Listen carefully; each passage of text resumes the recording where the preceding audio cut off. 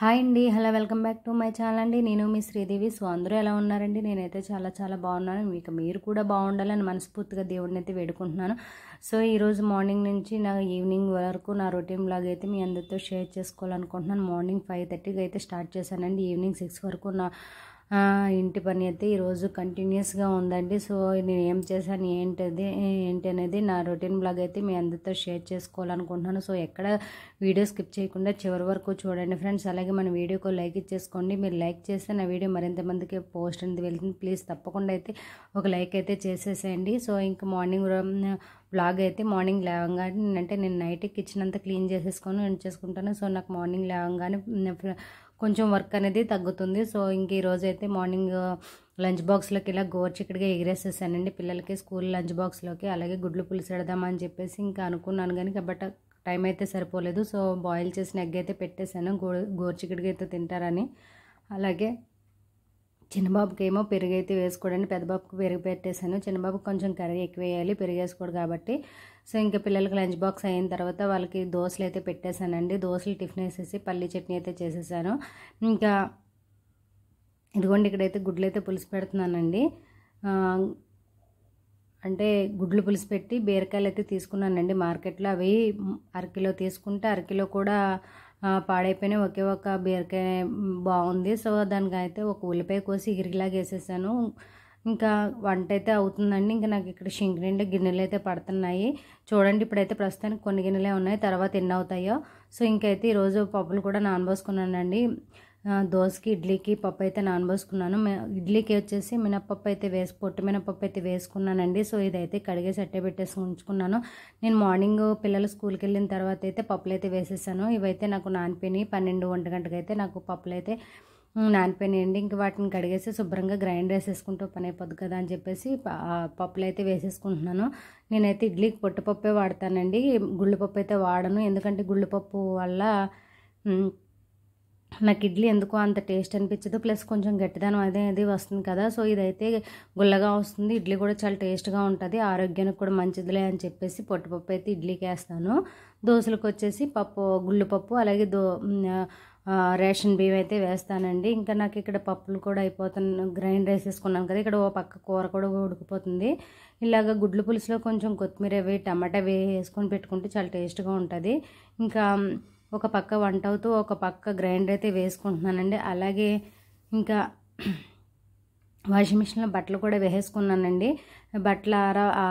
ఇప్పుడు ఏంటంటే rainy season కదా, మనం ఫస్ట్ బట్టలు కూడా ఆరబెట్టేసుకోవాలి కదండి. సో అవి అయితే మళ్ళీ ఆరవు.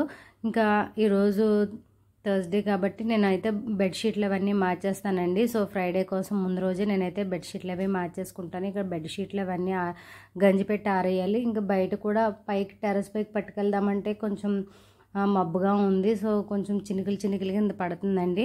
అందుకని ఇప్పుడే బాల్కనీలో ఆరేసేద్దామని చెప్పేసి గంజి అయితే పెట్టేస్తున్నాను. ఇదిగోండి నేనైతే రైస్ వార్చిన గంజి అండి ఇది.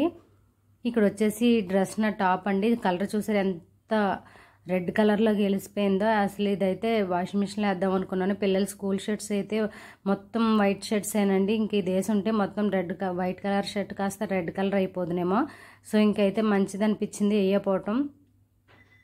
ఇక్కడైతే నా టాప్ అయితే వాష్ చేసేసుకుంటున్నానండి. సెపరేట్గా దీన్ని అయితే నానబెట్టుకున్నాను సర్ఫ్ వేసి. సో ఇంకా దీన్ని ఒకసారి జాడించేసుకుంటున్నాను. ఇక్కడ బట్టలు గంజి అయితే పెట్టేసిన తర్వాత ఇక్కడైతే నాకు బట్టలు ఆరబెట్టేసుకుంటున్నానండి చిన్న బాల్కనీలో. ఎందుకంటే ఇక్కడ ఫ్యాన్ ఏసీ కంప్రెసర్ ఉంటుంది. సో అది ఆన్ చేస్తే మనకి గాలి అనేది వస్తుంది కదా, ఆ హీట్ గాలికి మనకి బట్టలు కూడా చక్కగా ఆరిపోతాయి. అలాగే బయట బాల్కనీ నుంచి చెట్లు అయ్యే ఉన్నాయండి, ఆ గాలికి కూడా కొంచెం గాలి తగులుతుంది కదా అని చెప్పేసి అర్జెంటుగా ఆరవలసిన బట్టలు అయితే ఇక్కడ ఆరబెట్టేసుకుంటాను. మిగిలినవి అంత అర్జెంట్ లేవు అని అనుకున్నవి అయితే బయట బాల్కనీలో ఆరబెడతానండి. సో ఇంక దుప్పట్లే బయట వేసేసుకుంటున్నాను. ఇంక నాకు ఇక్కడైతే పప్పులు అయితే గ్రైండర్ అయిపోతున్నాయి. ఇక్కడ పాల మీద మేగడైతే తీసేసానండి, పెరుగు మీదది. ఇదైతే ఫ్రిడ్జ్లో స్టోర్ చేసుకోవాలి. నేను వారానికి ఒకసారి అయితే ఇలా మేగడ తీసేసి నెయ్యి అయితే చేస్తానండి. ఆ నెయ్యి వీడియో కామెంట్ సెక్షన్లో నాకు కామెంట్ చేస్తే నేను తప్పకుండా స్పెషల్గా నెయ్యి వీడియో అయితే చేసి పెడతానండి. నెయ్యి మనకి పోసగా ఎంత టేస్ట్గా వస్తుందంటే అంత టేస్ట్గా వస్తుంది ఇలాగా పెరుగు మీద మేగడ తీయటం వల్ల. ఇంకా నాకు ఇక్కడైతే ఇడ్లీ పిండి అయితే గ్రైండర్ అయిపోయింది. ఇంక దోశల పిండి కూడా వేసేసుకుంటున్నానండి. ఇదిగోండి ఇడ్లీ పిండి తీసేసి ఇడ్లీ రవ్వ అది కలిపేసుకొని ఒక 10 నిమిషాలు బయట అయితే ఉంచుతానండి. ఒక 10-20 నిమిషాల వరకు బయటే ఉంచుతానండి. వెంటనే ఫ్రిడ్జ్లో అయితే పెట్టను. కుదిరితే ఒక 1 అవర్ తర్వాత అన్న పెట్టుకోవచ్చు. సో నాకు అయితే గ్రైండర్ పని అయితే అయిపోయింది. ఇంకా కిచెన్ కౌంటర్ టాప్ అయితే క్లీన్ చేసేసుకుంటున్నాను. మొత్తం ఇంకా ఈరోజే వర్క్ అనేది ఎక్కువగా ఉంటుంది. యాక్చువల్గా ఏంటంటే పిండిలు అవి నేను వేయాలి. సో ఇంట్లో చుట్టాలది ఉన్నారు. ఇంకా ఆ చుట్టాలు ఉన్నప్పుడు మనకి పప్పులు అవి వేయటం అవ్వదు కదా. ప్రస్తుతానికైతే ఇవాళ వరకు అయితే పిండిలు అయితే సరిపోయినాయండి. దోశల పిండి, ఇడ్లీ పిండి. ఇంకా ఉండగా వేయాలన్నా మనకి కొంచెం బద్ధకంగా అనిపిస్తుంది కదా. ఇంకా ఫ్రైడేకి మార్నింగ్కి మళ్ళీ టిఫిన్లు కావాలి కదా అని చెప్పేసి వేసేసుకున్నాను. యాక్చువల్గా అయితే ఫ్రైడే ఉప్మా చేసేద్దాము, ఇంక ఇవాళ కొంచెం వర్క్ అది ఎక్కువ ఉంటుంది కదా, మానేద్దామా అన్నట్టుగా అనుకొని ఇంకా సర్లే మళ్ళీ మార్నింగ్ అవుతుందో అవదో పిల్లలు తినరు అని చెప్పేసి ఇంక టెన్షన్ ఎందుకులే అని చెప్పేసి పప్పులు అయితే వేసేసుకున్నానండి. ఇంకా గ్రైండర్ పని అయిపోయిన తర్వాత పిండిలు అయితే రుబ్బేసి ఫ్రిడ్జ్లో పెట్టేసుకున్నాను. ఆ తర్వాత కిచెన్ కౌంటర్ టాప్ అంతా క్లీన్ చేస్తున్నానండి. జిడ్డు పట్టేస్తుంది కదా. నేను రెగ్యులర్గా క్లీన్ చేస్తాను, బట్ ఏంటంటే వీక్లీ వన్స్ నీట్గా కడిగేస్తాను. సర్ఫ్ వేసి కొంచెం 2-3 టైమ్స్ అయితే మాప్లా వేసుకొచ్చేస్తానండి. మనకి టర్కీ కసిప్స్ ఉంటాయి కదా, వాటితో తుడిచేయటం వల్ల ఏంటంటే ఎక్కడ మురికి అనేది ఏమన్నా ఉంటే పోతుంది. సో నేనైతే ఈ విధంగా అయితే క్లీన్ చేసేసుకుంటాను కిచెన్ కౌంటర్ టాపు. సో చూస్తున్నారు కదా ఫ్రెండ్స్, అన్నట్టు మన వీడియోకి లైక్ చేసేయండి. మీరు లైక్ చేస్తే నా వీడియో మరింత మందికి పోస్ట్ అనేది వెళ్తుంది. అలాగే మన ఛానల్ ఎవరైనా ఫస్ట్ టైం చూసినట్లయితే సబ్స్క్రైబ్ చేయకపోతే వెంటనే సబ్స్క్రైబ్ చేయండి. అలాగే నా వీడియోని ఎక్కడా స్కిప్ చేయకండి ఫ్రెండ్స్. అలాగే మన వీడియోకి లైక్ ఎందుకు చేయమంటున్నానంటే, మీరు లైక్ చేస్తే నా వీడియో కొంతమందికి రీచ్ అవుతుంది, మరి కొంతమందికి రీచ్ అవుతుంది. అందుకని చెప్పేసి నేను రిక్వెస్ట్గా అడుగుతున్నాను, ప్లీజ్ ఒక లైక్ అయితే చేయండి చూసిన వాళ్ళు ప్రతి ఒక్కరూ. సో ఇంకా ఇక్కడ కిచెన్ కౌంటర్ టాప్ క్లీన్ చేశాను కదా, గ్యాస్ స్టవ్ అన్నీ కడిగేద్దామని చెప్పేసి ఇవన్నీ సర్ఫ్ వేసి కడిగేస్తున్నానండి నీట్గా. నేను వారానికి 2 సార్లన్నా ఇలాగ గ్యాస్ స్టవ్ అనేది కడిగేస్తానండి. ఫ్రైడే, థర్స్డే అయితే తప్పకుండా కడిగేస్తానండి. ఎందుకంటే నాకు నచ్చదు ఇంకా ఫ్రైడేకి గ్యాస్ స్టవ్ కడగందే మళ్ళీ ఫ్రైడే వంట అయితే చేయబుద్దేదు. సో అందుకని చెప్పేసి నేను తప్పకుండా గ్యాస్ స్టవ్ అయితే క్లీన్ చేసేసుకుంటాను. ఇంక ఇక్కడైతే సర్ఫ్ వేసి కడిగేస్తున్నానండి. ఇప్పుడైతే లిక్విడ్ ఉండేది, విమ్ లిక్విడ్, సో అదైతే అయిపోయింది. అందుకని చెప్పేసి నేను ఏరియల్ సర్ఫ్ ఉంటే సర్ఫ్ వేసి కడిగేస్తున్నాను. మనకి కొంచెం స్క్రబ్బర్ ఉంటాయి కదండి, గిన్నెలు తోమనికి అనే స్క్రబ్బర్తో జస్ట్ అంటే మళ్ళీ స్టీల్ పీస్తో తోమటం వల్ల ఏంటంటే మనకి గ్యాస్ స్టవ్ మీద గీతలాడి పడిపోతాయి అని చెప్పేసి స్క్రబ్బర్తో క్లీన్ చేసేసుకుంటానండి నేను.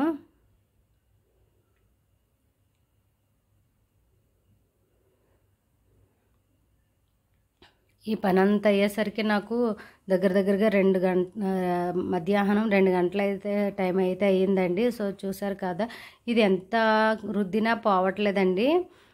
దీన్ని ఏం చేయాలి ఏంటన్నది కూడా, ఎలా వదిలించాలి ఏంటన్నది మీరే నాకు కామెంట్ సెక్షన్లో కామెంట్ చేయండి ఫ్రెండ్స్. సో నాకైతే తెలియట్లేదు, ఇది అసలు మాడి పట్టేసింది. ఇది చూసారు కదా, నల్లగా పట్టేసింది. ఇంకెంత క్లీన్ చేద్దామని ఎంత గట్టిగా రుద్దినా, ఇక్కడైతే స్టీల్ స్క్రబ్బర్తో రుద్దొచ్చు, బట్ ఏంటంటే గ్లాస్ మీద అయితే రుద్దకూడదు, గీతలు పడిపోతాయి. సో నేనైతే ఇక్కడే రుద్దుతానండి. ఇది ఇంకా కింద స్క్రబ్బర్ ఉంది. ఇలా నేనైతే గ్యాస్ స్టవ్ అనేది నీట్గా కడిగేసుకుంటున్నానండి. ఇక్కడైతే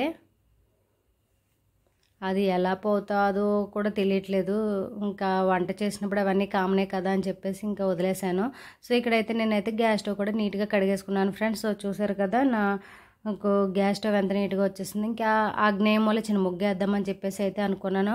ఏదో ముగ్గేద్దాం అనుకుంటే ఏదో ముగ్గు వచ్చేసిందండి. ఇంకా సర్లే అని చెప్పేసి ఇంకా అప్పటికే నాకు పని అంతా ఇంకెప్పుడు అవుతుంది, ఇంకా చాలా వర్క్ అయితే ఉందండి. ఇంకా ఇవాళకి అయ్యేలా లేదని చెప్పేసి ఏదో చిన్న ముగ్గు అయితే పెట్టేసుకున్నాను.